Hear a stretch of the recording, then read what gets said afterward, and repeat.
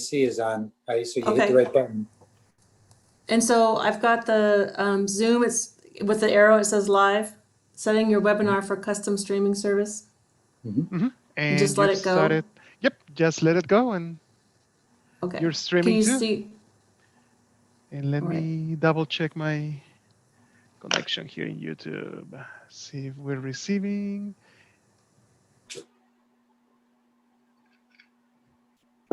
We are receiving it. Perfect. Okay. And what do I need to mute so we don't have the feedback?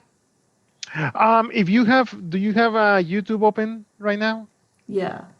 I'm thinking that maybe you have it muted already.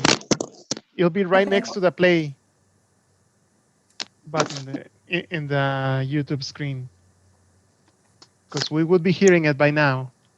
I can hear it on my end. Oh, you can. Okay, so go ahead and mute the screen. Right. Let me show you.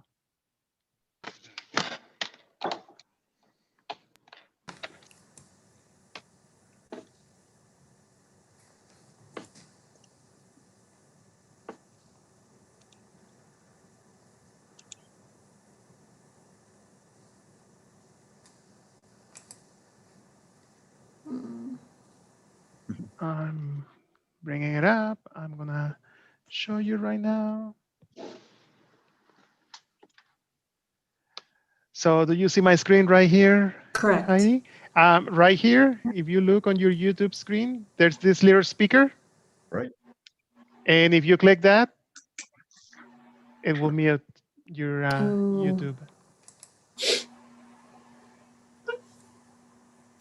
So I'll go ahead and stop sharing. Okay. Or you can go ahead and close the browser if you want, Heidi, and it won't stop the live stream. So it says close all tabs. I can do that? You can close at least the one with the YouTube. Okay. Yeah. I think I got that then. Perfect. All right. Thank you, everybody. I'm learning how to run the Zoom meeting with Juan's help tonight. So first time. Okay. I think we're all live, recording, YouTube on, everything ready to go. You ready to go then, Heidi? Yes. Very good. Then I'm going to call this work session of the Bend Landmarks Commission in order. Can we do a quick roll call? Those are the folks who are here. Heidi Kennedy, staff planner. Just to make sure everybody's microphones are working. David Function. David is here. Jim Figursky. Jim is here. Terry Shepard. Terry's here. You came in a little weak there, Terry. How about now? That's better. You bet. Okay. Andy Coughlin. Andy, it's good to see you. We'll talk to you in just Thank you. a second. Derek Derek? Stevens. Right. And Robin? Oh, Robin Vora. Okay. I hope you don't mind me munching on a little dinner during our work session. Now, what was it like when you were in school and you brought candy to school? Did you bring enough for everybody to share? I'll hand it right across the screen here. Okay, it works for me if it works for you. Okay. First of all, I think before we get started, we have had a change of our liaison with the city council. I know that Councilor Schenkelberg was listening in. I don't know if she's still with us or not. If she's there, she can probably send a text, or if she's driving, she shouldn't. But our city councilor liaison with the city council is now Commissioner Rita Schenkelberg. If you are listening, congratulations on your election back in November. I haven't talked to you since then. And we do have a new commissioner, Andy Coughlin. Yes. Would you go ahead and run by us a little bit about who you are and why you decided to join this proud little group, this F troop? Okay. Yeah. How many guys caught that reference? Anybody old enough to catch that reference? F troop? I got it. F Troop. wouldn't Yeah, I admit think that, it was. Jim, I wouldn't admit that. I think it was Okay. on after Bonanza or something. Yeah. Okay. Well, I'm Andy Coughlin. I have been a Bend resident since 2018. I was an applicant and basically a submitting architect and structural engineer for a renovation to my home on Delaware Avenue in the Old Bend Historic District in early 2018. So I've been through the process and I've been through the historic code and the application process and presented in front of the Landmarks Commission at that time. I am a practicing structural engineer here in Bend, licensed in Oregon and a bunch of other states. In my professional career, I've been involved on multidisciplinary design teams, including projects that had enough historic value that we had both a normal architect and a historic preservation architect on the team. So some of the highlights of those projects have been several projects I did in on the Pearl Harbor Hickam Navy base, which for facilities that were there during the 1941 bombing. Worked on 50 UN Plaza, a historic building in downtown San Francisco in the Civic Center area, and then worked on Hoover Federal Building, which is the home of the U.S. Department of Commerce in Washington, D.C., and various other buildings in Washington, D.C. Great. That's a great background. Well, welcome aboard. Okay, and Thank you.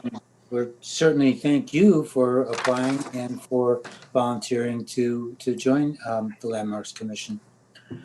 Our agenda for this work session, ladies and gentlemen, is to take a look at the first reconnaissance level survey of potential historic structures over on the west side of Bend, and the potential of a historic district. In conjunction with that, there was a second report recommended by the first report to continue to look at potentially historic homes, houses, buildings, structures on the west side, and again going towards looking at a new historic district. Heidi, would you like to add to how those reports came about? Yeah. In support of the comprehensive policy, to try to promote preservation of historic resources in town, my memory is that the commission a few years ago kind of sat down and brainstormed about places all over town. We came up with about 125 properties that might be potentially historic or significant enough to be listed. And that included people's memories and knowledge about the neighborhoods. Commissioner Offutt was pretty detail oriented as far as going through and doing a drive-by in different neighborhoods to try to see if we could get a holistic list of properties. We hired through a grant with the State Historic Preservation Office an architectural historian to do an analysis on those properties. And as part of that report, she recommended looking closer and expanding the survey work to the west side near Columbia in that area, and that's where the second report came from. And so this is the information that we need to identify, where could be a potentially another historic district or a historic street, maybe individually listed properties. And we just got that, second report this last fall. And so really tonight I'm hoping that we could talk about, as a commission, what you'd like to do with this information and how to proceed with what everybody's preference would be. Okay, thank you. Any commissioners have questions for Heidi about the background, how those reports came about? Yeah, Heidi, this is Robin. Just trying to remember. So, why was the area between what is it called, Boulevard Edition and Newport along the river? There's an area of homes along Mirror Pond there. Why were those excluded? Are you talking about a particular part in the report? Well, I was just wondering the areas, the survey areas. It looks like, from what I could tell, it has a River Terrace Boulevard and what is it called, Pineley Park, Lynn Park additions. There's three of them. Um, do you have a certain section in the report that you're talking Well- about that maybe I can look at? Well, I was just I looking just- looking at a map, and near Harmon Park going north, there are a number of houses in there. I don't know if they meet any historic criteria, but I was wondering. I can't remember why those were not included. I think that, I'm trying to remember the second person who we hired to do the expanded areas. Uh-huh. It was a budget thing and they just kept going as far as, they expanded where the recommendation was on the first report. And that's what we, hired Okay. them So to what- do. So it wasn't that those houses were not historic. We just didn't get there. I think that both reports kind of went off a little ways to kind of identify the surrounding area, especially the first report. She talked about how it was important, even though we said we think these are, this area is the area to study. She studied it a little farther out just to show kind of the background and within context. So I think that they both kind of went out beyond a little ways what we had asked them to look at, in the request. The first report did a survey, a reconnaissance survey of 139 properties. And then the second one came back with over 300 of them. Yeah. And Robin, I think you're asking, is that all there is and there ain't no more? I don't believe that's true. I think if we went out and commissioned a third report, we could certainly find more over there on the west side to fit the historic district and the historic criteria. Okay, but we have a good starting point. We do have a very good starting point. We have a very, 300 and some odd potential structures to look at or contact or whatever, however it is we want to move forward. If we want to move forward, certainly is plenty there. If I remember right, originally Jason went out with the car and just kind of drove around places and did a windshield survey of what looked like historic and not, and that. One of the things that did strike me was from the two reports is the kind of a wide variety of architectural styles that are over there on the west side. I mean, it's more than just craftsmen and that, even ranch homes are over that way, but they're over 50, 60 years old. So historically they could go into a district or go on to the register. Any other questions for Heidi about how these reports came about? Mr. Chair, not so much about how the reports came about, but has there been an initial pushback? Or has there been contact to the homeowner? No, there hasn't. And so that's really the next thing. I think what I heard from the commission in the last two meetings ago is, like Commissioner Stevens said, it's got to be property instigated. This is a private property instigated process. What Commissioner Figursky was talking about is like how to promote and encourage people to embrace historic preservation. And Commissioner Function's examples in Chicago of how things can fail if you don't have the neighborhood support. Commissioner Stevens has worked on 2 districts in the past here in Bend. It's just how to proceed. The homeowners do not know that there's been a windshield survey done. And we haven't, I was thinking, well, maybe the next thing to do, is brainstorm about what to do, of course, with everybody that's done it before. But I was thinking, well, maybe a nice introduction letter to the individual properties saying, hey, you've got a gem there. Do you want to talk about maybe what the benefits of being listed might be, or something like that, and then maybe approaching the neighborhood association at one of their meetings, talking about the neighborhood, the history of the neighborhood, and the benefits of preserving, if possible. I think I'd like to back up for just half a minute and get one step between where we are and to where Heidi just projected. Commissioners, this can be, as David found out in the article, this can be a grueling, long-term, and Commissioner Stevens, you were involved in creating one, and it can be a process that too, okay, thank you.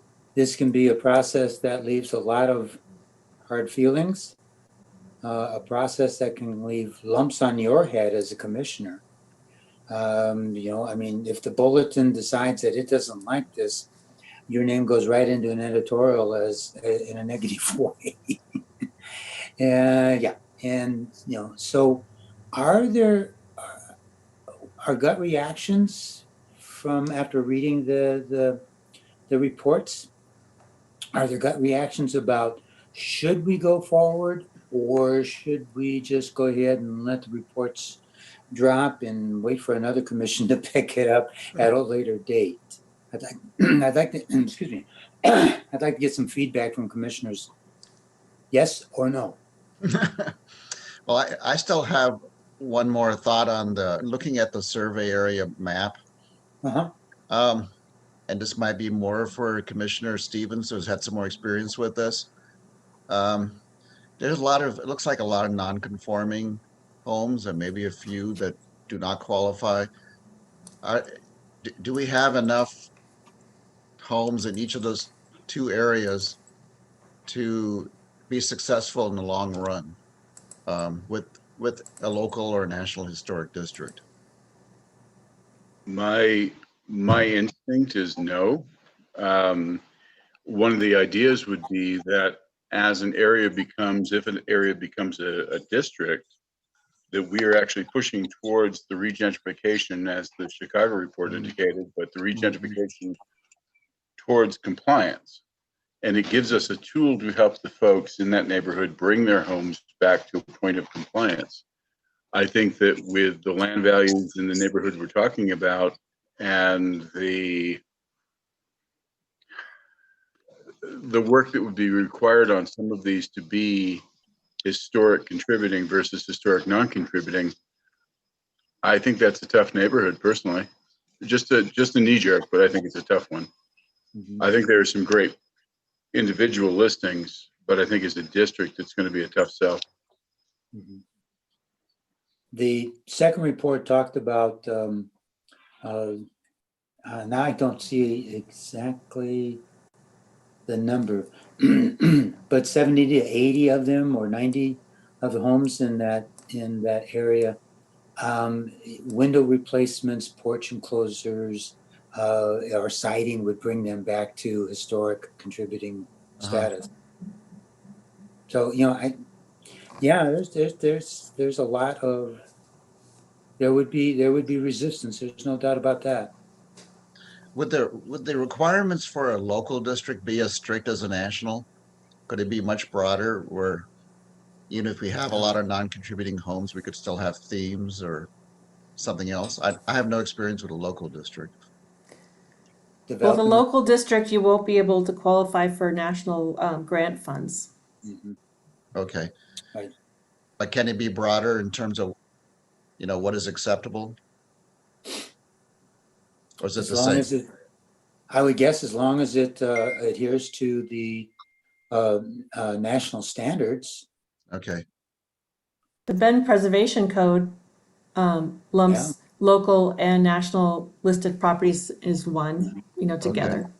So no real difference. Okay. Well, Mr. Chair, there's one key difference, and that is the idea that when you're trying to sell people on the idea of a district, if you don't have the gravitas of the idea of it being a national district, if you're just saying, well, locally we're going to say this, you're not national, you're just this local district, you're going to lose what little incentive people would have to do it. I say this as a commissioner on landmarks that is here to help preserve things. It's a tough battle. I think we need to use every tool that we can. And I think that local would be a very hard push, a harder push than a national district, because it doesn't have it's not as sexy. And that's one of the ways you got to sell it. It feels like in reading the report, we have a lot of power now of data in this information in front of us. And what really struck me is, 43% of all the homes, although they were non-contributing, in reading through, maybe you got to the end of the report, there was a lot of information, but it talked about how many of that 43%, although they were non-conforming, things like siding changes, or simple design decisions that could have been made in the renovations would potentially make them conforming.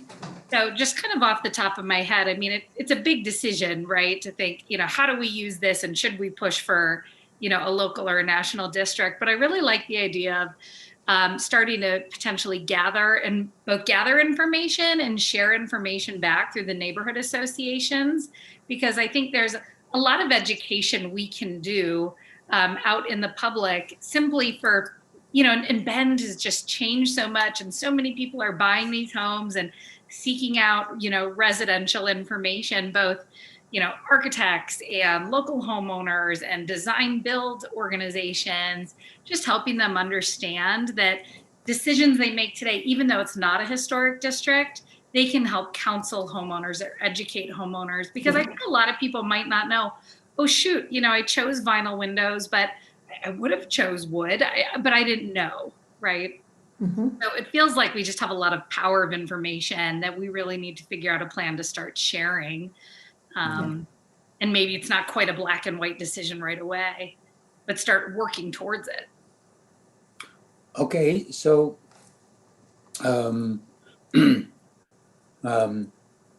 do we have a consensus that we do as a commission want to step forward and move ahead with an attempt to develop a district? Yes or no? Can I step in here for a moment? Go Right. right ahead.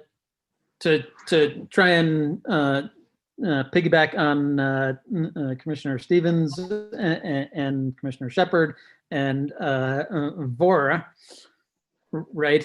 So the number in that second phase, the number of eligible significant was 1, right? Eligible contributing is 115. But Yeah, I think that's what those we're doing. two total don't get us to a majority, right? And they get us to 37%. In terms of some of those other things to talk about, like what Commissioner Shepard was talking about, right? But for the fact that they didn't know, a lot of these houses aren't rehabbed by the homeowner themselves, right? They're rehabbed by rehabbers who stick in those vinyl windows because, let's face it, they're dirt cheap. They come square, and you install them, caulk them, and then you never touch them again. So we need to make sure, like in terms of the numbers that are there, a window replacement on a house, that's a significant cost for them to try and meet a criteria of national or local. That, and one last thing. So that eligible significant building was 116. was off on Federal, I'm not going to be able to find it, but so it was on Federal Street, which is an interesting street because on the west side of Federal, you're likely never to dig a basement. But on the east side of Federal, you probably can. So, and not to say that you can't on the west side, right? It's like right kind of like in that line where if a property owner bought a house and wanted to rebuild new, right, they could pretty confidently go into rebuilding that house and digging a basement without hitting, without having to really parse into the contract language of the rock clause on that excavators stick into all of their contracts. So the one on that ES on Federal for this area, right? In terms of, because we always want to be cognizant of the the most needy person in this district, and I always think of pretty close to my neighbor, right? Single woman fell down the stairs for a day and a half before she was found. She's now in a rehab center. She needs to be able to sell this property, right, to get money for her medical bills moving forward. So you always want to be cognizant of that person, right? And I mean, she fit that to a T, right? So that person right there, that's who we need to be really cognizant of. So the person that comes and buys some thing on Federal, that is non-contributing, is a shack. They got badgers living in it. It's going to be torn down and scraped flat, and then something is going to be designed to fit into the neighborhood. The problem that I see going forward, trying to get a district in here, is our one ES house is essentially 2 stories, and it is about 4 feet short of what a modern a developer going to the bends, just building within the code, right? But with that height restriction, it's about 4 feet short of what is needed for the woman that falls down the stairs. Mhm. Mhm. And we need to just think about that moving forward. So that's my hopefully I threw in something. Robin, you had something. I don't know, I've gone. Oh, I forgot what I was going to add to yours, but so be okay. it. Maybe it'll come back. I'll open my mouth. I guess we're running out of time, but without getting into the technical details, I agree with Commissioner Shepard that we have a lot of information. I don't have a passion one way or another on this, but I think we should go forward to the neighborhood associations and share the information and see what kind of feedback we get. Show the advantages and the disadvantages, and see how people react and whether the folks that live there want us to go forward or not. I don't feel a passion to go out there championing one certain perspective. Yeah, Mhm. I agree. I feel the same way. I don't think, we have a definitive yes or a definitive no, but I think if you're not in a historic district, you don't have a lot of reason to read the historic preservation code.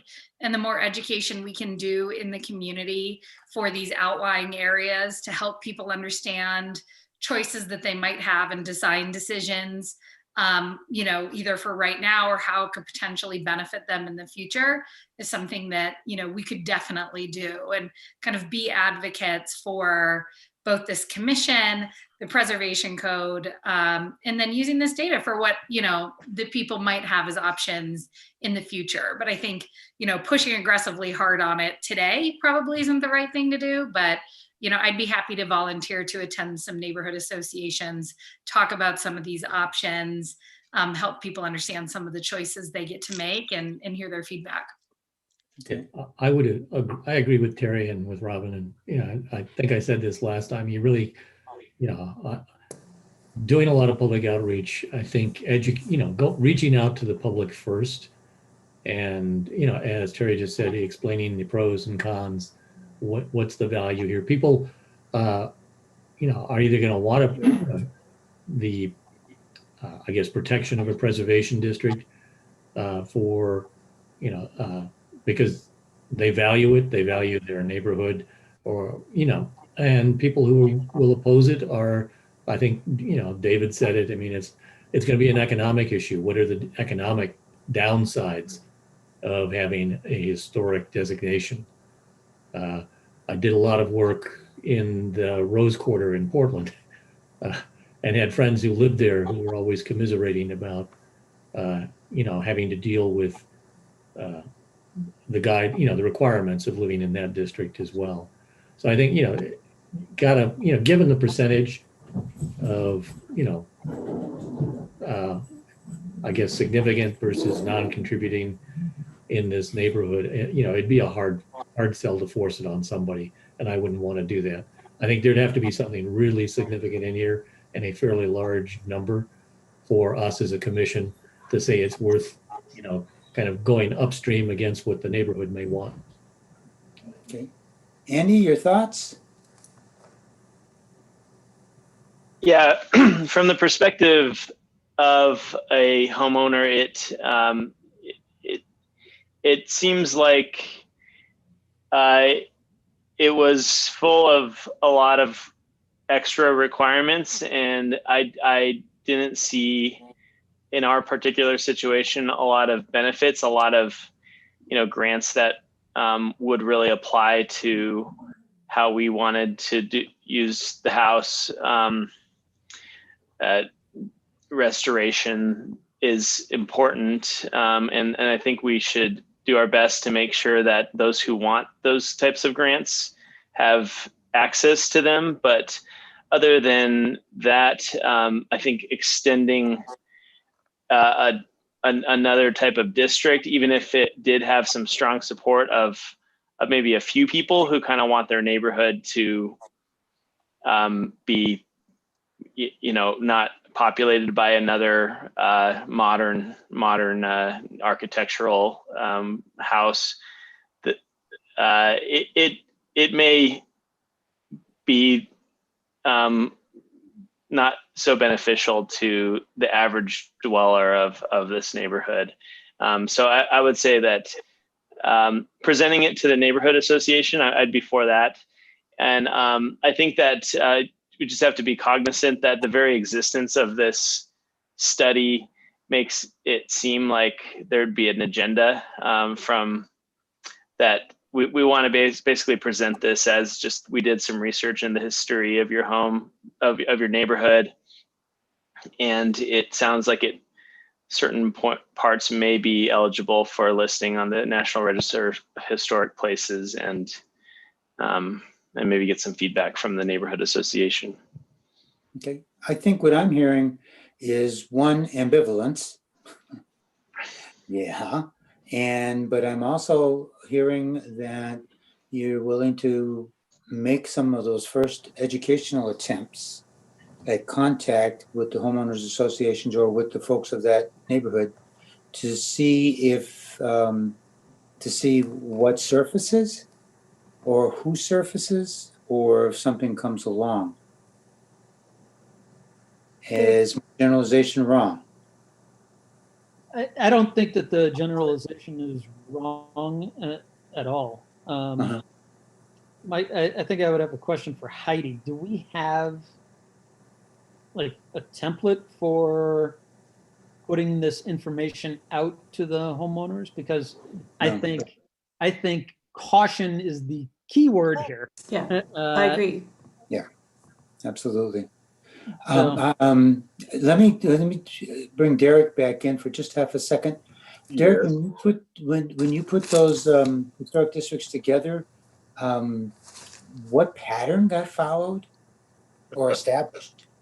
The history on that, the first district, Old Town District, when we decided that we wanted to protect our neighborhood at the time, we were we were working against. I'll say it the way we said it back then. We were working against Bill Smith. Bill Smith wanted to cut our neighborhood into 6 pieces and having every road lead to the mill mall. So we decided to band together by standing in the middle of Georgia out in front of the environmental center. And there were 6 or 7 of us who got feisty and said, you know what? If we protect it with a National Registry district, you can't change the streets. So we started looking at how to do it. And it was a nasty drag out fight. It was 300 some odd property owners who we obviously had the majority. We got the business through. But the educational component of it was one where we would set up a table at every function, at the museum, at City Hall, at Troy Field, at Saturday Market. And we would explain, we're not going to tell you how to paint your house or colors. We're not going to do this. We're not going to do that. What it's going to do is protect what we have. And that was the tipping point when you told people you don't have to do anything, but if you do something, we hope you go in this direction. And it allayed a lot of fears. They thought we were going to come in and tell them to put, Edison light bulbs on their front porch. So Well, that would work. that was the critical part. I mean, it was just dispelling the fears. By the time we hit number 2 over on Congress, it was a bit easier go. Plus, the folks in that area had a vested interest in the fancy houses instead of the crack shacks that we had. So it was an easier push. The one thing with a historic district is you've got to look at the fact that the hard to imagine in Bend property values going up any more than they already have, but property values tend to increase about 35% on historic properties. So there is an upside to it without having to do anything. As I said, they're not required to make it historic, only if they change it. So it comes down to just feet on the ground and talking to people. Once you get 3 or 4 people in the neighborhood who are excited about it, let that ball run. I mean, this is homeowner driven, so that's what it comes to. Right. Heidi, do you know of any templates or any outreach that other cities have used? No, but I can explore that. And I like what Commissioner Shepard said.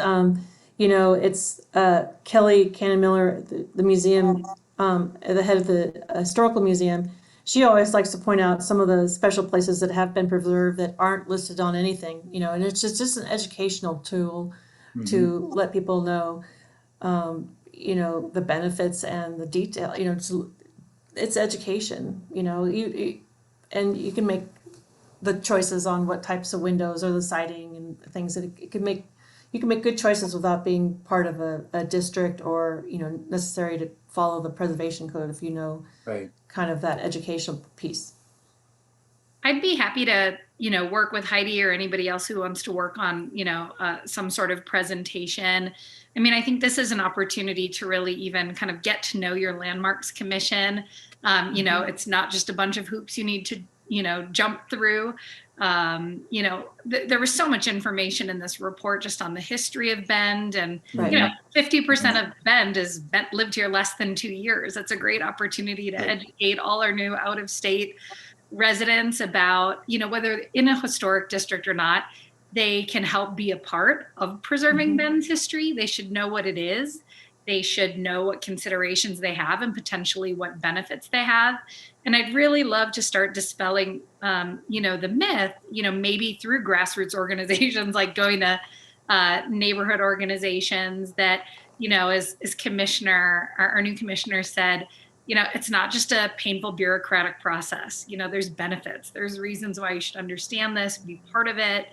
And I don't know, I think there's a great opportunity. And maybe we don't start with, hey, we commissioned this survey, your house was listed, we're thinking of a district. But we could very clearly just talk about, that's a potential output. But here's a bunch of information starting with, what makes a conforming structure, a non-conforming structure? Where do I find information? How do I look at the Bend Historic Code? What are some considerations should I make? And we can have, I love the idea of making it homeowner reference driven. You know, we just had that awesome bulletin story about the renovation we approved back in November. Did you guys all see that? Oh, the Putnam House. Yeah, just Yes. like 2 weeks ago, Yep. that great picture. You know, there's great things happening. And Mhm. I think we can really lead with like the positives, some education, a little education about the process. And by the way, you know, rallying some people around this could even lead to a district in the future. And here's what that means. And here's the benefits, right? And you can be a part of that and have a voice in it. Okay. Heidi, Go ahead, David. is there any way to, so someone comes in to pull a permit, right, for anything in that area, right? Is there any way to get the planning department to just put the survey out as a informational thing for the homeowner or the architect that comes in? You know what I'm saying? Like fence post that area for the planning department and put it out that way, right? Until you find, because really, okay, so You're cutting out, in and You out. gotta Maybe fill take the- off your video. you Or, gotta fill a bus. Okay. Am I cutting out? All right. Yeah. So Yeah, you're in. You're okay yeah. now. You need to fill. You need to get 6, 8, right, cheerleaders for this thing so that they can talk to their neighbors and push it out there. But so you want to push this survey out there and the information contained in it, right, to friendly people first and see what the reaction is. And one of the ways to do that, one is to, if you know anyone in that district that's going to be a cheerleader, send it to them. And then two, potentially, you know, with the rehab or any sort of permit pulled, is to send this out to them and see if that doesn't influence their behavior in the final form of what is built. yeah. Mhm. I like the way you're going. I just wonder, there's so much that rehab on little houses, single family houses, that doesn't trip a building permit of some sort, Right. or, and then a lot of what we do see is, you know, scraping of the lots. Right, but even So- even then, so that maybe so it wouldn't be eligible contributing, but it would be, you know, contributing non-eligible. Yeah. You know what I'm saying? Like even in that direction, like as long as you're pushing that way, everything will be fine. Yeah, so then let's say you own a place on Federal and you're doing an addition or something, and I have a GIS Yeah, notice go up that says that you've applied for a building permit. So then I would contact you directly and say, hey, you know, you have a special place there. Did you ever think about, or or know, this area, you know, this area was under consideration. Like here are some of the something, right? But you push that information out to them and then see if it sticks? yeah, it can be a modifier for them. Okay. So I don't So I know. see, That depends on probably identifying all the pins in that area, right? And then fence posting that within the planning department so that when a plan comes up and it pings, they Yeah. hand them that brochure or the level 2 survey. A letter or something, or Right. maybe a phone Okay. call, or, Until we find some cheerleaders that can push the thing themselves. okay. all right, I'm hearing two different prongs and two different approaches. One is coming out with kind of general information, educational materials to the neighborhood associations, kind of blanketing that whole area in some way, shape, or form, not direct mailers, but through their existing means of communication about historic districts. Have you ever thought about, not historic districts, I'm sorry, about being listed on the National Register? historic structures? Have you ever considered something like that? And then the other way I've heard is to be more specific, that when someone comes into the planning department, go ahead and send them a letter of, hey, you can do these kinds of things and get on the national and be more targeted, a more targeted approach. Do you think by Am I the wrong? time someone comes to the planning department, it's too late? It might be. Mhm. I like that idea of reaching out to somebody that's working on stuff, but it might be too late if they've already got their plans and they're set in their idea. I mean, I could probably GIS, I can pull a GIS fence, right, Yeah. on the MLS, right? But I don't know that that's, Oh, if it's just I mean, recently sold. right, Mhm. so recently sold or it goes up for sale, kind Yeah. of stuff. That might be the best time to try to reach out with Maybe. some Right. education. So I could do that. I can fence that area with a special search and. Okay, So great. maybe that's not an or, but an and. We could do both. I also like the idea of, having, whether it's a lunch or some sort of education for local builders and architects in town. My husband's an architect. I know there are a lot of new architects in town, again, who might not be familiar with, Ben's historic district or just our history in itself. So I think, if you buy a house, the next thing you might do is contact an architect or a builder. Yeah, Yeah. I think really the way to start is to reach out to the neighborhood association. I mean, these are typically people who are involved in their neighborhoods to begin with. Mhm. And to have the message go out initially through the neighborhood association, as opposed to come back to someone from a city permitting or planning, it's like, oh, by the way, here's this, a lot of people will look at that as a red flag. It's like, oh, I didn't know about this. What do I got to do now?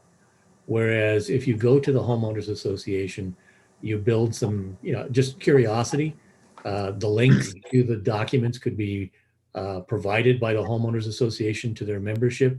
You've got a friendlier face, a non-threatening face coming to you, as opposed to someone at the planning department handing you a piece of paper or saying, once you're there, oh, by the way, did you know? And have you considered? I think, as Terry said, I mean, by the time you get to the planning department, unless you're significant to do a pre-app, you've probably already have some plans and have been thinking about this for a while. Right. Yeah, I agree with Jim. Oh, I'm sorry. I agree with Jim. I think we don't want to give the impression that, that there's something lurking behind the scene we're about to pounce on them with. We want to make sure that they're first on board before we start sharing a lot of formal letters and documents, because that suggests that there's something else that the city is up to. Heidi, the idea, notion of putting together an educational piece, a brochure, or blurbs into the neighborhood association, magazines. I know that my neighborhood association sends one out. I think it's every month and everything like that. Is that a possibility? Yeah, I'd love to explore that. Maybe work with Commissioner Shepherd to kind of, reach out and make some contact and, lunch and learn and education and, through the neighborhood association, I think is a great first step. And Terry, you want to work with Heidi on that? Yeah, I'd love to. Is there anyone else who would like to join that group? I'd be happy to help, having been there a couple of times. The one thing I would throw out there from an educational standpoint, we had, for the formation of the two districts, when Pat was in your role, Heidi, there were tons of flyers, info, frequently asked questions, all of that. I don't know if the file still exists. I mean, it was Deschutes at the time. It wasn't just Ben, so I don't know if they crossed over. But we did an absolute buttload of work when it came to information packages. Okay. All right. So it's And probably so, still at the Deschutes County, though. was that where? You think, Derek, that information would be still held at the Deschutes, at the county level? I I can would explore imagine, that. I mean, it was 18, 19 years ago when we got started, so We're I gonna don't have to know. reformat then. Mhm. Yeah, at least new dates. Yeah. Yeah.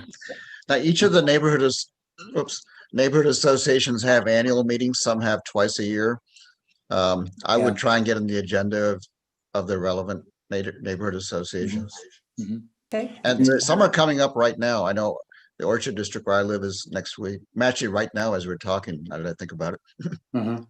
They also have an email tree that we could put something with information packaged together just to soften the first round of contact. So there's a few ways. Okay. Okay, so we're kind of all agreed that we'll start with a reach out education kind of program first and see what shakes out. Yep. We good? Mhm. Sounds good. Heidi, then you can go ahead and I saw a lot of thumbs up. I love that. Heidi, you can go ahead and pull Terry and Derek together then Yeah. and see what we can pull off. Yeah, I'll set up a separate meeting with the three of us. Sounds good. Okay. Thank you very much, Thank you. Derek and Terry, for volunteering. Are there any other, I'm over now, I'm 6:20.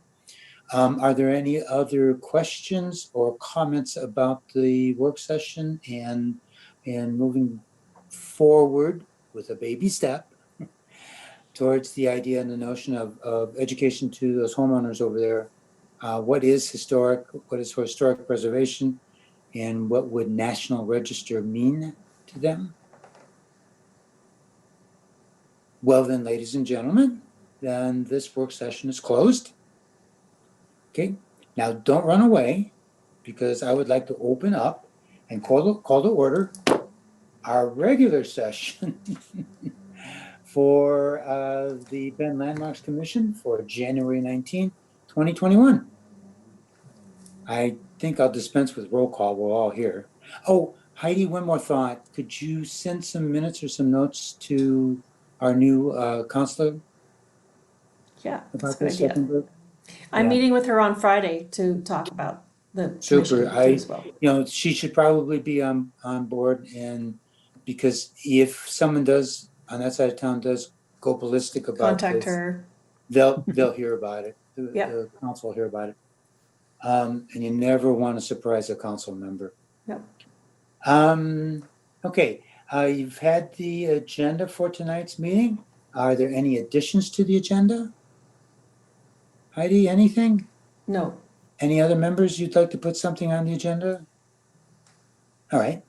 And then is there anyone out there who would like to make a general comment from the public on topics not on the agenda? Juan, are you with us? There are two people that are attendees, Uh-huh. and one, how do I know if they wanted to talk? Uh-oh.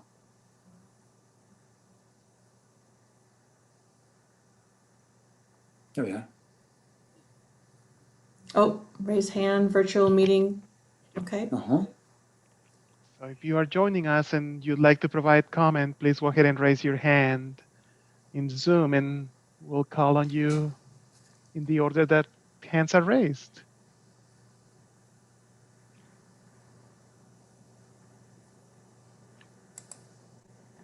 And at this time, I'm not seeing any hands unless you are seeing any, Mr. Chair. So I think I don't see any. Okay, that works for Right. me then. And for you folks from the public who are dialed in and joining us, thanks for coming today. Then that takes us on to our, excuse me. Takes us on to our next agenda item, approval of the minutes from November, the November draft minutes. Have we all had a chance to look them over? Yes, I will entertain a motion to approve the November draft minutes. I make a motion. As stand unless there's alterations. I make a motion, we approve the November, what is it, the October meeting? No, November. It's November, yeah. the November 2020 meeting minutes. Okay, it's been moved. Do I hear a second? Second. Okay, we see a second. All right. Then all those in favor say aye. Aye. Aye. Hands up, thumbs up, or something like that. Okay, and then so the November draft minutes then are approved as they stand. Okay. The next item on our agenda is communications. Heidi, nothing? Nothing, but I do see a hand raised from participants, and Oh. we have now 5 attendees, but only one hand raised. Okay, how do we get to that person? Just a moment here. I'll go ahead and Oh, now everybody's raising their hand. So Are they just waving who goodbye? was. so All right. Do we just want to go down the list? Sure, that'd be good. Sure, All absolutely. right. So I would say the first person is Mr. Birmington. For the record, please state your name and your mailing address and phone number, and I will now let you talk.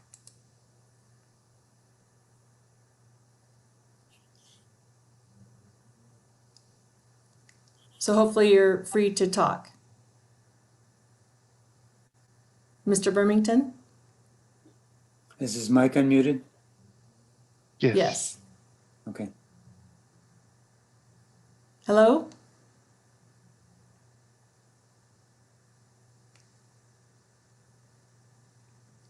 And here and Can you hear me? Yes, now we can. Okay, you can hear me? Yes, we Yes. can. Yes. Hold on, I just have to get my dad. I'm sorry. Is that okay? Okay.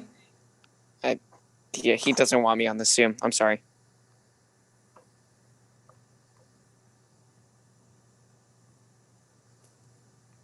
Okay, so proceeding down the line.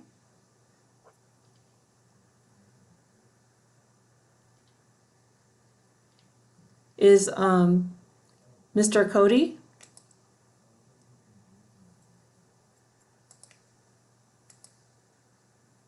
Yeah, hello? Hello, Hello? Hello? we can hear you. Yeah, so what I was here to talk about was sharks. Could you state your full name and your address, please? Yeah, my full name's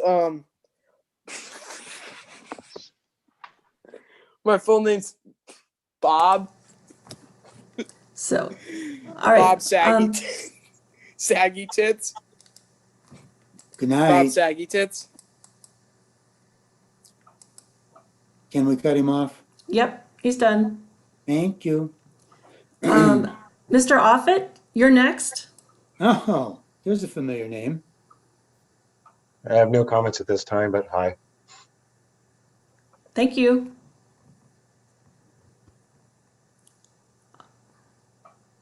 Okay, and next, I think that's it.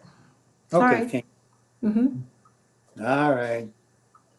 Yeah, there's always got to be one person who does something like that. All right, so then we went back and we picked up general comments from the public. We've got that, communications. Anything else for the good of the order, commissioners? No? Well, I hope everybody has a wonderful month, and then I will see you all in February, right? Thank you, everybody, for all the brainstorming ideas and your support for everything. So, You betcha. And I will entertain a motion to dismiss, So moved. to adjourn. Wrong word, dismiss. One motion to adjourn. There's a second. All those in favor say aye. Aye. Aye. Then I'll see you next month. Thanks, folks, very much. Okay. Thanks. Bye-bye. thank you, everybody. Thanks. Thanks, Andy.